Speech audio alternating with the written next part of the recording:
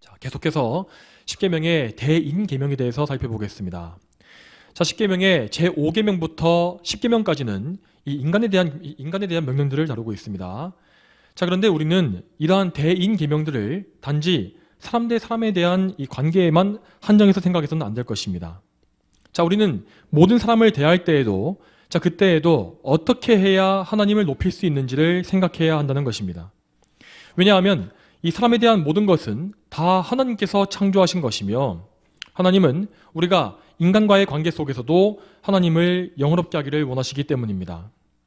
자, 오늘 살펴보게 될 이 7계명 역시 우리가 이웃과의 관계에서, 그리고 우리의 몸을 통해서 하나님께 영광을 돌릴 것을 명령하는 말씀입니다. 자, 먼저 그러면 이 교리문답을 같이 읽겠습니다. 자, 오늘 교리문답은 70문부터 72문까지입니다. 자, 이제 제가 질문을 읽어드리면 여러분께서 답변해 주시기 바랍니다. 자, 70문입니다. 자, 7계명은 70문입니다. 7계명은 무엇입니까? 7계명은 간음하지 말라입니다. 자, 71문 하겠습니다. 7계명이 요구하는 것은 무엇입니까? 7계명이 요구하는 것은 생각과 말과 행동에 있어 우리 자신과 이웃의 순결을 지키는 것입니다. 72문 하겠습니다. 7계명이 금지하는 것은 무엇입니까? 7계명이 금지하는 것은 정숙하지 않은 생각과 말과 행동입니다. 자, 출애굽기 20장 14절 말씀에 기록되어 있는 제7계명은 간음을 금지하고 있습니다. 자, 이 간음이란 단어를 가장 좁은 범위에서 보게 되면 이것은 이 남편과 아내 두 사람 사이에 맺어지게 된 결혼관계 외에 이 결혼관계를 벗어나서 다른 사람과 음행하는 죄를 가리키는 것입니다. 자, 그러므로 우리가 이 7계명을 살펴보기 위해서는 가장 먼저 이 결혼제도가 무엇인지에 대해서 성경적인 이해가 있어야 합니다. 자, 여러분, 하나님께서 가장 처음에 지으신 사람은 남자인 아담 한 사람뿐이었습니다. 그래서 처음에 아담은 이 돕는 배필이 없이 홀로 지내게 되었고, 하나님께서는 그것에 대해서 사람이 홀로 있는 것이 좋지 않으니 내가 그를 위하여 돕는 배필을 만들겠다라고 말씀하십니다. 이에 하나님은 아담을 깊이 잠들게 하신 이후에 아담의 갈비뼈 하나를 취하셔서 여자를 만드셨고 그녀를 아담에게 데려오셨습니다. 아담은 여자를 보자마자 그녀를 깊이 사랑하게 되었으며 그녀를 가리켜서 이는 내 뼈 중에 뼈요 살 중에 살이다. 남자에게서 취하였으니 여자라 불릴 것이다 라고 말했습니다. 자, 이러한 아담의 말에 바로 이어지는 말씀이 이 창세기 2장 24절 말씀인데 거기 이렇게 나와 있습니다. 자, 그러므로 남자가 부모를 떠나 그 아내와 연합하여 둘이 한 몸이 될 것이다. 자, 이 말씀을 보게 되면 결혼이라는 것이 단순히 남자와 여자가 서로 좋아해서 같이 사는 것 정도의 의미가 아니라는 사실을 알 수 있습니다. 자, 결혼이란 남자와 여자가 자기의 부모를 떠나서 새로운 가정을 이루는 것이며 또한 남녀 간에 연합하여 한 몸을 이루는 신비한 일이 벌어지는 사건인 것입니다. 그러므로 우리는 이 결혼제도를 만드신 분이 바로 하나님이심을 알아야 합니다. 하나님은 사람을 만드시되 남자와 여자 두 성별로 창조하셨고 최초의 남자와 여자를 서로 이어주심으로써 첫 번째 결혼의 주례를 서주신 것입니다. 그러므로 결혼제도라는 것은 결코 인간이 권해낸 것도 아니고 진화의 산물도 아닙니다. 결혼은 하나님께서 직접 만드신 고귀하고 신비한 제도로서 모든 사람이 다 귀하게 여기고 아름답게 지켜가야 할 보편적인 질서입니다. 자, 또 한 가지 우리가 창세기 2장에서 알 수 있는 것은 사람에게 있는 성적인 욕구, 성욕 역시 하나님의 창조물이라는 사실입니다. 그렇지만 하나님께서 맨 처음에 만드신 성적인 욕구는 지금 우리가 알고 있는 것과 같이 뭔가 죄악되거나 부끄러운 것이 전혀 없었습니다. 창세기 2장 25절 말씀에 아담과 그의 아내 두 사람이 벌거벗었으나 부끄러워하지 않았다라고 하지 않았습니까? 이 말씀과 같이 범죄 이전의 성적인 욕구는 매우 순수하고 정결했으며 그 안에 죄악된 것이 전혀 없었습니다. 이런 가운데 아담과 하와는 매우 즐겁고 행복한 관계를 함께 누렸지만 그것에 절대 얽매이거나 집착하지는 않았습니다. 그들은 하나님의 영광을 가장 우선시했기 때문에 배우자를 우상으로 숭배하는 일이 없었고 또한 항상 죄 없는 순결함으로써 부부간의 사랑과 관계를 유지할 수가 있었습니다. 자, 그러면 성경적으로 결혼이 무엇인지에 대해서 좀 더 구체적으로 알아보겠습니다. 자, 먼저 결혼은 언약의 관계입니다. 자, 결혼의 서약은 일평생 지속되는 것이기 때문에 남편과 아내는 결혼 생활 중에 어떤 위기와 시련이 닥쳐올지라도 항상 인내하며 이 결혼의 관계를 지켜가야 하는 것입니다. 결혼이란 것은 인간 간에 맺어지는 모든 관계 중에서 최고의 것이며 또한 하나님과 맺은 언약 그 다음으로 중요한 언약의 관계입니다. 자, 여러분, 결혼의 관계가 부모를 떠나서 둘이 연합하고 한 몸을 이루는 것이라는 말씀을 항상 기억하십시오. 자, 그러므로 부부의 관계는 부모와 자식의 관계보다도 더 특별하고 가장 우선시되어야 하는 것입니다. 또한 가장 친한 친구는 물론이고 이 세상에서 그 어떤 귀한 사람도 배우자보다 더 특별할 수는 없습니다. 이러한 부부관계의 특별함에 대해서 인식이 없거나 혹은 부부간에 서로 귀하게 여기는 마음이 없다면 그러한 결혼관계는 불행해질 수밖에 없는 것입니다. 또한 결혼관계는 이 하나님의 신비로운 속성과 성품을 보여주는 모형이기도 합니다. 자, 여러분, 이 삼일체 하나님은 성부와 성자와 성령 삼위께서 각각 고유한 개별적인 인격을 가지고 계시지 않습니까? 자, 그러면서도 그 세 위격은 한 신성을 가지고 있으며 완전한 연합관계 속에서 영원한 사랑과 친교를 나누고 계십니다. 자, 이러한 삼위일체의 속성과 그 존재를 우리 인간에게 계시해 주시기 위해서 그분의 선물로 주신 것이 바로 이 결혼의 관계인 것입니다.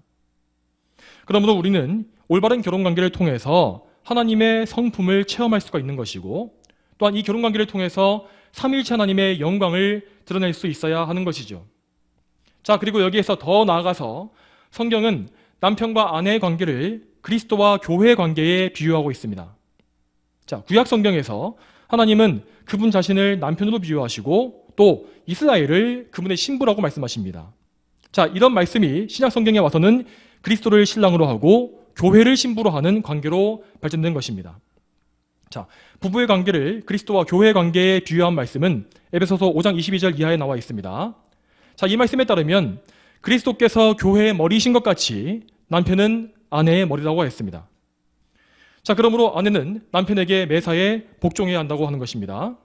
자, 그렇지만 반면에 남편들에게는 아내에게 부여된 것보다 훨씬 더 막중한 책임이 부과됩니다. 그 책임은 그리스도께서 교회를 위해서 자신을 내어주신 것 같이 아내를 사랑해야 한다라는 것이었습니다. 즉, 남편에게는 자기의 목숨을 다 바쳐서 아내를 사랑하고 지켜주어야 할 의무가 있는 것이죠.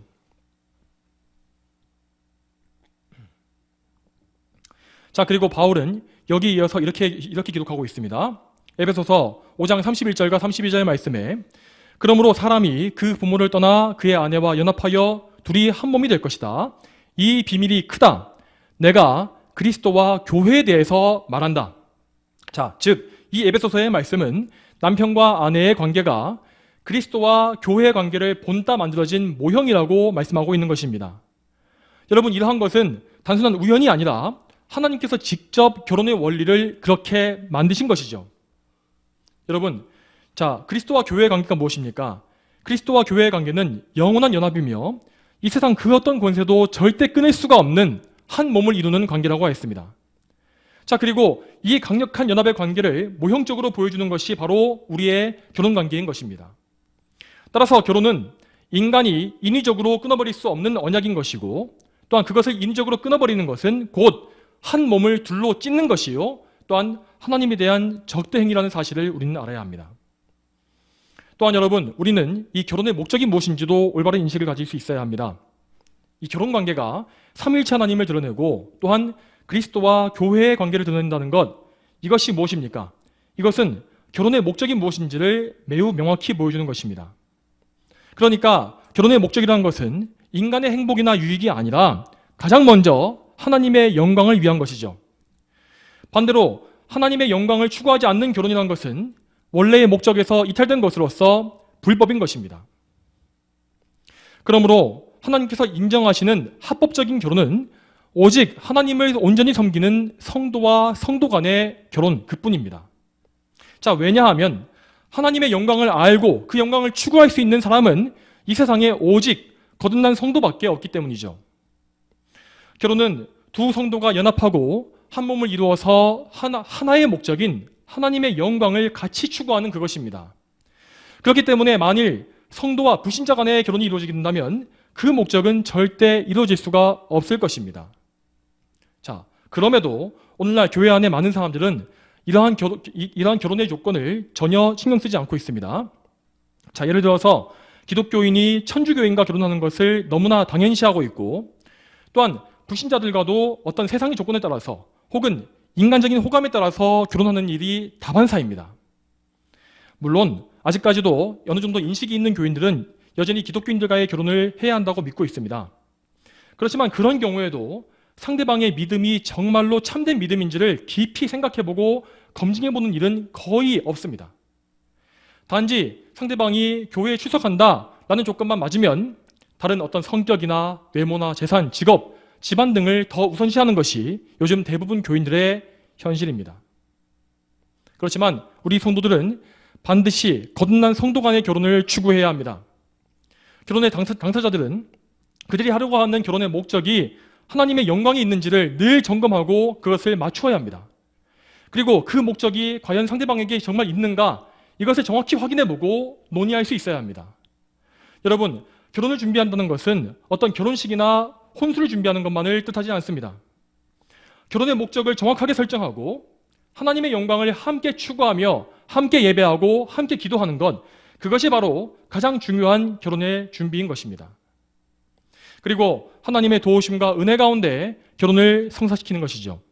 자, 그리고 나서 이렇게 믿음 안에서 결혼의 연합이 이루어지고 나면 하나님께서는 그러한 합법적인 부부들에게만 성적인 연합을 허락하시는 것입니다. 부부간의 친밀함과 긴밀함은 이 합법적인 이 성경적인 관계 안에서 더욱 깊어지게 될 수 있습니다. 또한 여러분, 성적 연합이라는 것은 어떤 우리 인간의 쾌락만을 위한 것이 아니라 자녀의 생산을 전제로 하는 것이기 때문에 더더욱더 합법적인 부부 관계 안에서만 허락되어야 하는 것입니다.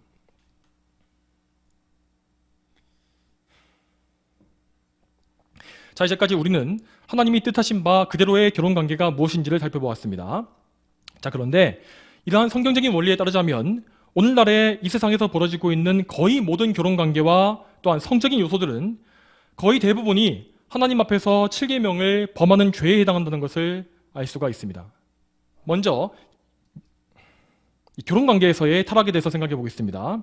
자, 여러분, 자, 불신자라 할지라도 어쨌든 정상적인 결혼을 하고서 부부관계 속에서 아이를 낳으면서 사는 사람이 많아진다면 그나마 이 세상의 질서는 유지가 될 수 있을 것입니다. 그렇지만 오늘날 많은 부부들은 아이를 아예 낳지 않거나 아니면 낳더라도 조금만 낳고 또한 그 낳은 아이들마저도 정상적인 사람으로 길러내지를 못하고 있습니다. 또한 그나마도 결혼관계를 끝까지 유지하지 못하고 이혼하는 경우가 오늘날에 얼마나 많습니까? 여러분, 성경적인 이혼 사유는 음행뿐입니다. 자, 이 음행이라는 것은 결혼의 언약을 깨뜨리는 죄이기 때문에 이혼이 허락되는 것입니다. 그런데 현재 이 대한민국은 오히려 성경이 금지하는 간통죄는 처벌하지 않게 되었고, 또한 사람들은 이 서로의 성격이나 의견을 인내하지 못하는 문제 때문에 너무나 쉽게 이혼을 선택하고 있습니다.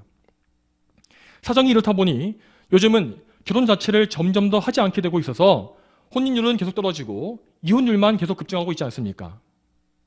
또한 이래서 이 결혼 정년기의 청년들은 결혼관계 밖에서 온갖 성적 즐거움을 즐기면서 죄악에 점점 더 깊이 빠져가고 있습니다.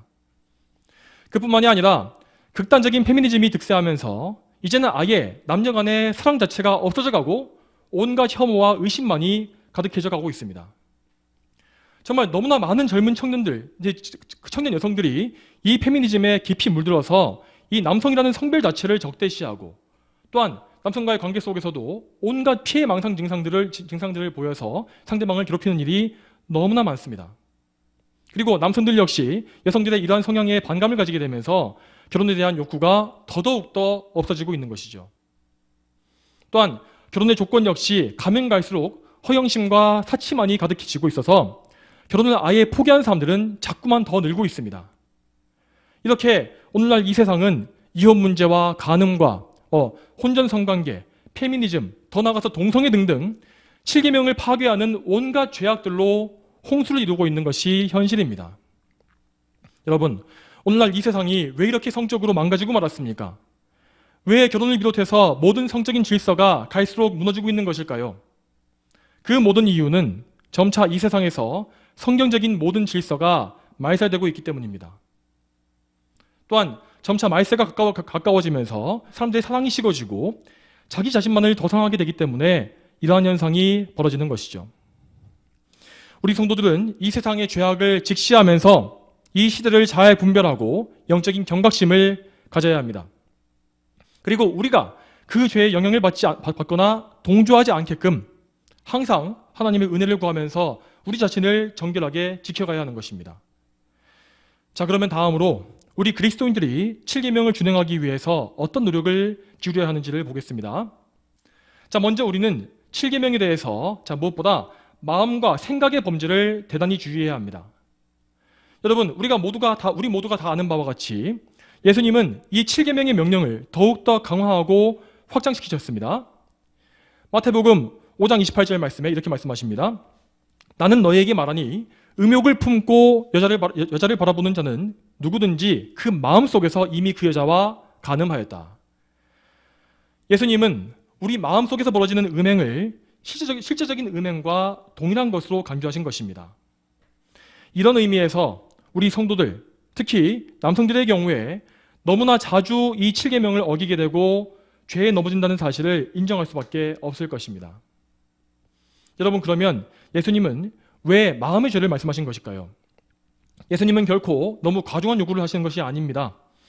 예수님은 하나님이시기 때문에 이 죄의 본질과 그 끔찍한 열매가 무엇인지를 우리보다 훨씬 더 가장 정확히 이해하고 계십니다. 그러므로 예수님께서 우리 마음의 죄를 지적하신 이유는 이 우리 마음의 죄가 결국에는 실제 행동의 죄까지 이어지기 때문입니다. 여러분, 왜 사람들이 실제로 음행과 간음의 죄를 지겠습니까? 그들은 먼저 자신의 마음과 생각에서부터 죄를 지었던 것입니다. 마음에 들어온 온갖 생각, 온갖 정욕을 제어하지 않고 그것을 더 깊이 생각하며 더 품은 결과 그들은 결국 자신의 마음을 실제 행동으로 옮기게 된 것이죠. 물론 우리는 모두 다 연약하기 때문에 순간적으로 생각이 떠오르는 것까지 완전히 막을 수는 없을 것입니다. 그렇지만 그 생각을 곧바로 제어하는 것과 그냥 방치해두는 것은 완전히 다른 결과를 가져오게 되는 것이죠. 종교개혁자 마틴 루터는 이것에 대해서 이렇게 말했습니다. 새가 머리 위를 날아가는 것을 막을 수는 없지만 내 머리 위에 둥지를 트는 것은 막을 수가 있다. 다시 말해서 우리는 순간적으로 떠오르는 음란한 유혹을 다 막아낼 수는 없습니다. 왜냐하면 그것이 우리의 본성이고 또한 마귀 없이 우리를 시험하는 경우가 너무나 많기 때문입니다. 그렇지만 우리는 그 유혹을 뿌리치고 하나님을 바라보아야 합니다. 그것이 바로 우리 성도의 본분입니다. 자, 그런 의미에서 우리는 우리뿐만 아니라 우리 자신뿐만 아니라 다른 사람이 우리 때문에 유혹받을 수 있는 모든 행동 역시 주의해야 합니다. 특히 여성들의 경우에 옷차림을 통해서 남성들을 죄짓게 만드는 것을 대단히 주의해야 할 것입니다. 노출이 심하거나 몸매가 드러나는 복장으로 교회에 오는 것은 자신의 잘못된 생각과 마음을 표출하는 것이며 더 나아가서 다른 형제들을 실족하게 만드는 것입니다. 이것은 단지 7계명을 어기는 것일 뿐만 아니라 우리의 이웃을 사랑하는 자세 자체가 틀려먹은 것입니다. 또한 우리는 7계명에 대해서 말로 짓는 죄 역시 주의해야 할 것입니다. 여러분, 우리나라를 포함해서 대부분 민족의 언어에서는 이 성적인 욕설이 거의 다 들어가 있습니다. 이것은 인간의 타락한 본성이 성적인 욕구와 이 성을 어떻게 더럽혔는지를 잘 보여주는 사례입니다. 자, 그런데 여러분, 사실 이 말로 짓는 죄는 대단히 사소해 보이고 너무나 흔하게 보일 수 있지 않습니까?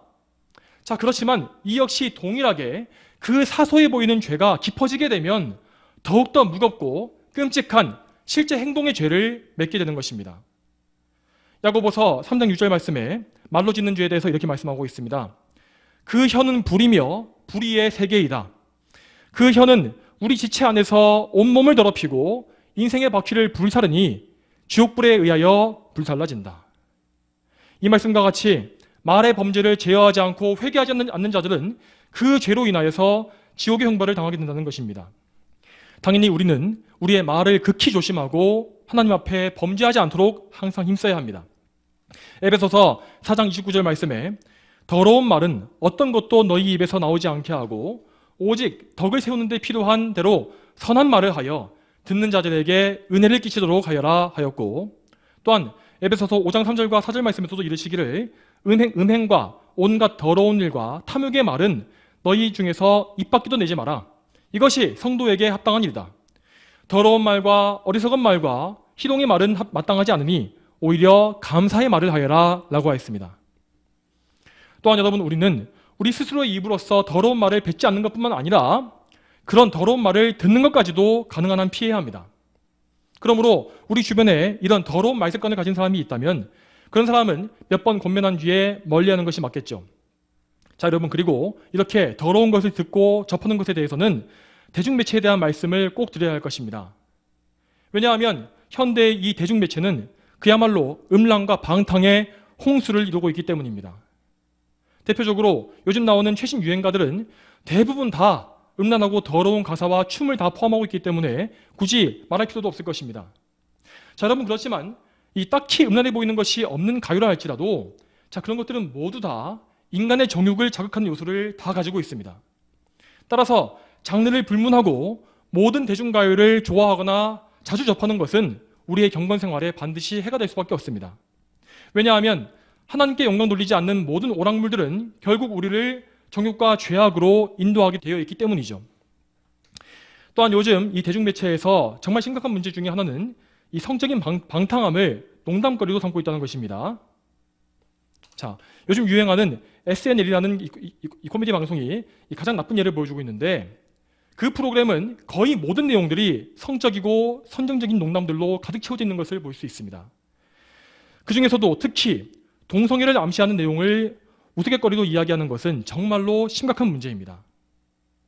이러한 대중매체의 영향 때문에 많은 사람들이 성적 타락의 위험성에 대해서 무감각해지고 또한 실제로 더 나아가서 음행의 범죄에 빠지게 되는 것입니다.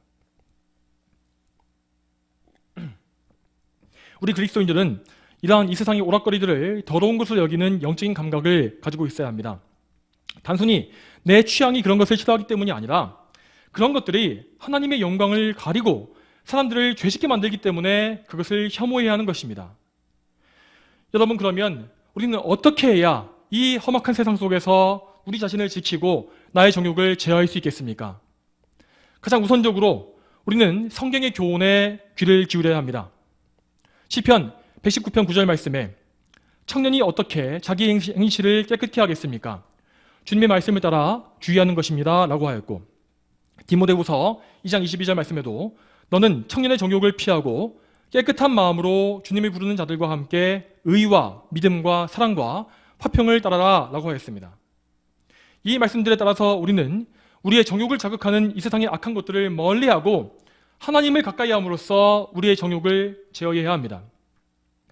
우리의 욕망이 들끓고 우리 몸에 괴로움이 더할 때에 우리는 그것에 굴하거나 포기하지 말고 하나님의 말씀을 더 가까이 해야 할 것입니다. 말씀을 붙들고 하나님의 도우심을 청하고 무엇보다 나의 육적인 연약함을 치유하시는 예수 그리스도를 바라보고 의지해야 합니다. 갈라디아서 1장 4절 말씀에 이렇게 나와 있습니다. 그리스도께서 하나님 곧 우리 아버지의 뜻을 따라 이 악한 시대에서 우리를 건지시려고 우리 죄를 위하여 자신을 주셨으니, 이 말씀대로 예수님께서는 우리를 이 악한 시대에서 건지시기 위해서 자기 자신을 내어주신 것입니다. 그러므로 그분께서 몸을 내어주심으로써 흘리신 보혈에는 죄악을 이길 수 있는 힘이 있습니다.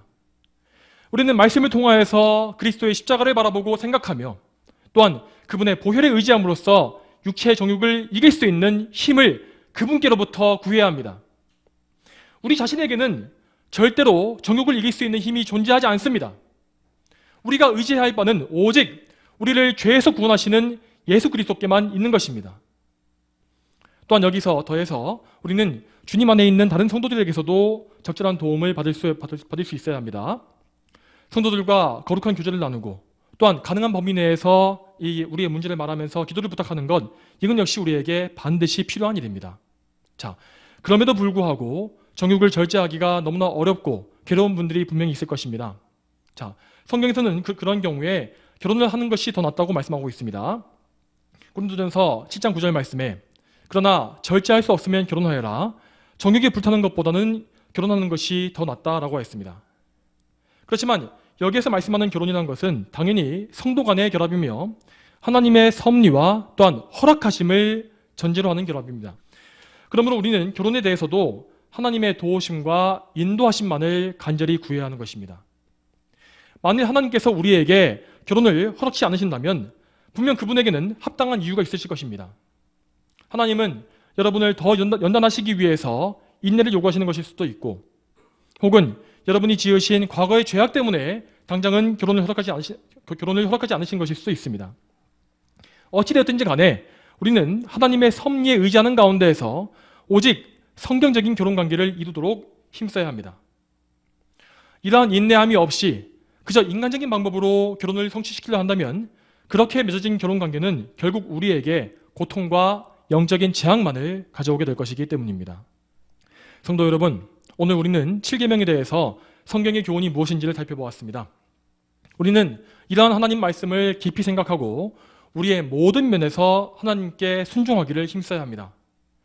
여러분, 이 세상은 가면 갈수록 성적으로 극한 타락에 빠져갈 것이고 또한 그 타락에 동조하지 않는 그리스도인들을 조롱하며 박해할 것입니다. 그렇지만 우리는 어떤 상황에서도 하나님 앞에 서 있는 자들로서 우리와 우리 이웃의 순결을 지키기 위해서 모든 힘을 다해야 합니다. 우리는 항상 자신의 죄를 회개하고 그리스도의 보혈로 우리 자신을 정결하게 하기를 힘써야 합니다. 그리고 우리 이웃들 역시 우리로 인하여서 거룩과 순결을 지키는 데에 도움을 받을 수 있게끔 힘써 도와야 하는 것입니다. 자, 마지막으로 고린도전서 6장 18절부터 20절까지 말씀을 보겠습니다. 음행을 피하라. 사람이 짓는 죄마다 자기 몸 밖에 있지만 음행하는 자는 자기 몸의 죄를 짓는 것이다. 너희의 몸은 너희가 하나님께로부터 받아 너희 안에 모시고 있는 성령의 전이라는 것을 알지 못하느냐? 너희는 너희 자신의 것이 아니다. 하나님께서 값을 치르고 너희를 사셨으니 너희 몸으로 하나님께 영광을 돌려라. 성도 여러분, 우리가 이 말씀대로 몸을 통해서 하나님께 전적인 영광을 돌리게 되길 바랍니다. 음행이라는 것은 우리 몸에 죄를 짓는 것이라 했는데 이것은 우리의 몸은 곧 그리스도의 몸의 지체이며 또한 성령께서 거하시는 전이 아닙니까? 그런데 어떻게 우리가 감히 이 거룩한 성전 또한 주님의 몸을 더럽힐 수가 있겠습니까? 그리고 또한 우리 성도들은 그리스도께서 우리에게 주신 의의 흰 옷을 입고 있으며 장차 그 옷을 입고서 그리스도의 순결한 신부로서 그분 앞에 서야 할 것입니다. 이 사실을 깊이 인식하고 믿는 성도는 이 7계명에 순종하기 위해서 모든 노력을 기울일 것이 분명합니다. 여러분, 오늘도 저와 여러분 모두가 이 7계명 말씀에 철저히 순종함으로써 하나님께 모든 영광을 올리게 되기를 축복합니다. 다 함께 기도하시겠습니다. 하나님 아버지, 오늘도 하나님의 은혜 가운데에서 7계명에서 또 우리에게 명령하시는 바가 무엇인지를 보게 하심에 참으로 감사드립니다. 하나님, 우리가 우리의 상황과 어떤 우리의 연약함에 따라서 말씀을 변개시키거나 뒤로 물러서는 것이 아니라 참으로 이 말씀 그대로를 인정하고 받아들이며 믿으며 또한 이 말씀에 순종하기를 정말 전신전력을 다할 수 있도록 도와주시옵소서. 우리에게 이 말씀에 순종할 능력이 전혀 없습니다. 아버지여, 우리를 불쌍히 여기시고 또 우리 모두의 연약함과 또 남아있는 죄성을 아시는 우리 주님께서 우리를 긍휼히 여기사 이 모든 죄와 또한 세상의 유혹에서 저희를 건지실 것을 믿습니다. 주여, 저희를 항상 붙잡아 주시고 성령께서 동행해 주시며 우리를 항상 예수 그리스도의 거룩한 신부로서 단장해 주시고 더욱더 거룩하게 성화시켜 주시기를 간절히 소망합니다. 모든 것에 또 감사드리며 예수님의 이름으로 기도 올립니다. 아멘.